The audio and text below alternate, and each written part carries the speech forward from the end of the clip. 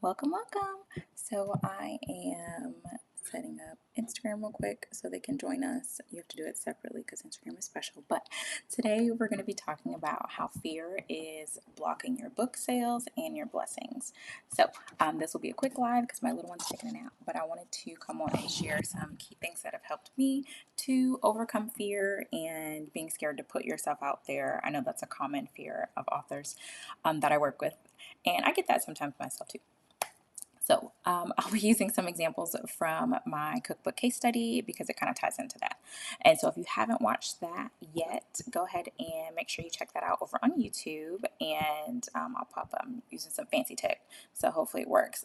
If you're on YouTube or somewhere where you can see my screen, you'll be able to see that pop up. But it was sharing that. And so going to also share over on Facebook. And if you are watching live, let me know where you are on your book journey. Maybe you have not written a book just yet, or maybe you have written a book and you're not really getting the sales you want to see, or perhaps you are not done writing your book and you're in those initial stages of where you are unsure. And sorry, I'm sharing to my group. Maybe you're in those initial stages where you're like, I don't really know what to do for my marketing. I've heard about pre-sales. I've heard about selling books. I just don't really know what to do. So let me know in the chat. And so let's go ahead and get started. So for my cookbook case study, I had the case study live, had to re-record it because tech was not teching. And then I decided to split it up into different segments so that it was easier for people to digest and listen to and process and actually implement the strategies. And oh, I didn't even introduce myself. Sorry, y'all. I'm Ashley, the owner of Shut Publishing House, where we help authors get from the page to the people with efficient and effective marketing strategies. So, today we'll be talking about how fear is blocking your book sales and your blessings. And so, back to the case study, it was basically a live walkthrough of what exactly I did in order to sell close to $10,000, a little under, it was like $30 under, but I'm gonna count it as 10K. So 10K in book sales through speaking, and that was through pre-sales for my most recent book launch. And when I hosted live, it was about 2 hours long, and just because there was so much information in it, and I didn't want to cut stuff out because it was just really good content from what people were telling me. And so I decided, okay, let me break it up into different pieces. So what I did is it broke it up into different sections and different segments. And with that, that looked like, okay, this part's talking about email marketing, how I used that. This part's talking about social media marketing and how I used that. And then this portion's talking about partnering with other folks for collaborations, things like that. And for that, I was able to break it up into different segments. So each portion of the video over on my YouTube, and the link to that is in this description if you want to check it out, it talks about those different parts. And so because I was thinking, okay, how can I get this out to people? How can I share it? So I said, okay, well, let me share with my email audience. And what I did then was each day for 6 days is emailed my audience every single day with a piece of the case study. And at first I was thinking, okay, well, are they going to get annoyed with me emailing them every day? Are people going to unsubscribe? Are they going to be like, stop emailing me? And I know often when I speak to authors, they don't do email marketing because they're scared of those same reasons. They're thinking, well, I mean, do people really want to even read my emails? Are people going to be annoyed with me that I'm sending them emails every day? And I always encourage them to look at so you could right now if you're not on mobile, but look at your email inbox right now. I guarantee you have at least 10 to 20 companies that have emailed you just today from things you've purchased, things you've signed up for, things you're interested in, and you still stay and you generally don't unsubscribe. And it's because you like the company, you're waiting for a coupon, you're waiting for a discount, you want to hear what's the first thing, latest and greatest, all that jazz. And so the same thing can be done for you as an author. And it's something where, of course, you're not going to do it in a spammy way. You're not going to do it in a way that's the way that some companies do. There are some companies that will email you 3 or 4 times a day, and that most likely for most people is a little too much. But being able to connect with your audience on a one-on-one basis and communicate with them, where it's not just, oh, I put this up on Facebook and I hope that the algorithm decides to show it to somebody. Because in all honesty, we already know especially on some platforms, that it's just not going to show it to people, and it's getting harder and harder for people to see your post. And so, speaking of which, if this is, if you know a fellow author, share this with them, like, share, comment. Thank you for the likes already. And so, email marketing is a great way to be able to elevate yourself above the noise so that you're not competing against everyone. It's just you're focusing your attention on your audience of people who have already said that they are interested in what you have to offer.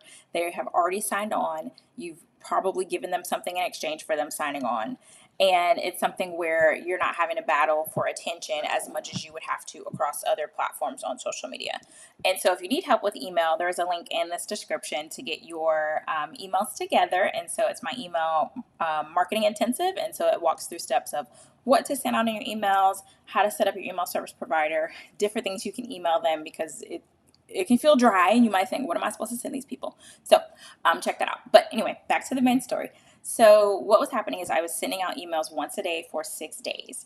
And these were scheduled out, probably not as far in advance as I would have liked. I usually try to schedule them out earlier, but because this was in the moment, and I said, let me go ahead and chop up this case study for people to be able to process and digest it, because it's a lot of information. Let me focus on one thing a day. So I did that, sent short emails, and was just letting people know the benefits of why they should check this thing out. And it's one thing that we kind of get in our heads about as authors and really just business owners, is that we feel like we're bothering people. And we feel like, and let me get some water on this one. We feel like we're bothering people. We feel like people are tired of seeing our posts. We feel like, and we can, not all the time, we can feel like it's just something that people don't want to be a part of and don't want to see. And you have to really just block that spirit, because it's a lie. The people who are your people want to see you. They want to see you show up. They want to see what you're doing. They're excited to find out about the amazing things that you're offering, the new book you're writing, the course that you have, the training, whatever the case may be, the workshop you're hosting. They want to see it because they're your people. And the people who don't want to see it are not your people. And that's okay. And that's something that you have to kind of come to grips with and block out those things that are kind of internal, that self-doubt, that voice in your head that's like, all right, nobody wants to see this. Why are you posting? And just be consistent with it and continue to show up for your people, because those are going to be the people who are your biggest fans. Those are going to be the people who say, oh, I've been waiting on this. And so during that time of me sending out, and this was just last week, so during that time of me sending out those emails, I'm thinking, okay, I'm going to send it anyway. I hope people don't think I'm irritating them. And the responses that I got were amazing. And the responses were, oh my gosh, I cannot wait to watch this, or this part was really helpful, or thank you for breaking this down for me because I was really stuck on that.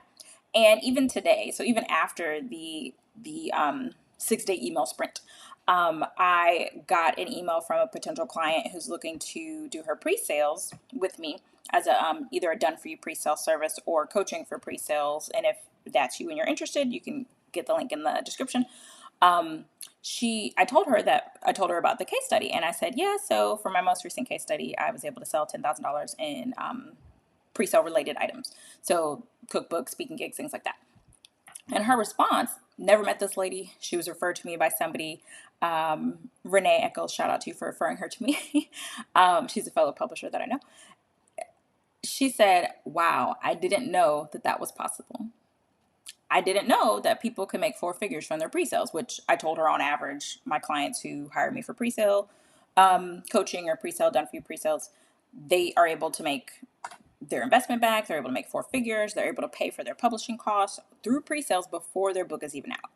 And she just sent that to me about an hour or two ago. And I said, I need to go live and talk to people about this, because when we sit in doubt, when we sit in self-doubt, when we sit and don't take the time to really understand the gifts that God has given us, or don't take the time to really tap into what it is that we are here for and what we're purposed for, even if you're not a believer, but what you're purposed for, and we allow negativity, and sometimes it's made up negativity. Sometimes nobody's even said anything to you, and you just put this thing in your head that people don't want to hear you, or people don't want to see what you're doing. And a lot of times it's all inside, it's all in your head. When we do that, then we block potential for other people. We block blessings for other people. So the fact that this woman, her book is about breast cancer. So the fact that she didn't even know that was possible, and she's writing her book just for her own purposes and things of herself of wanting to get the book out, she wasn't aware that she could be able to replace those publishing costs, or to be able to pay for treatment, or to be able to put something towards for a family trip. And I know that it can be disheartening when you think about, okay, all these expenses, things like that. And of course, outside is expensive, inflation, things like that. However, when you are setting your intentions on things that are going to replace your income, setting your intentions on creating assets, because a book is an asset. Courses, they're assets, training programs, master classes, things like that. When you decide to create these items for your future self, you're actually buying time for yourself. You are creating something so that you won't have to work as hard later to be able to do something. And so not only just for, I don't want to call it selfish, but not only for yourself now, but for your future self. Because there's certain things like, for example, my Daniel Fast book, my cookbook, and the journal. Those are things that I know that periodically each year people are going to come back to again and again and again. And so I've created something where the longer those things are out, the less time I'm going to have to, I don't believe in grind culture, but the less time I'm going to have to spend doing certain things, or the less time I'm going to have to spend away from my family working on certain stuff, because I've created something that makes it so that I've bought time. And that's a beautiful thing. And so I say that because when you are debating, oh, okay, is this the right book, or should I be releasing this book, or is this even a book that people want to hear about? Once you've done your research, once you test the market to see what's out there, see what people like, see what people don't like, that's a great tip to go check and see what books are similar to your book, and then read the reviews. But of course, read the good reviews, but really read the bad reviews, because those are things that you can add into your book. Once you've taken the time to do that and you've written your book and you know that it's a quality product, you've either gotten self-publishing support from someone like myself who offers coaching, or you've gotten it created by a publisher where they are doing most of the work for you, but making sure that they are one of the good guys, because there's a lot of shady people in publishing. And if you need help with that, let me know. But once you've made sure that it's a quality product, then you know that you've created something that's going to buy you time in the future. It's going to change people's lives, and it's going to be something where you're able to have it for years to come.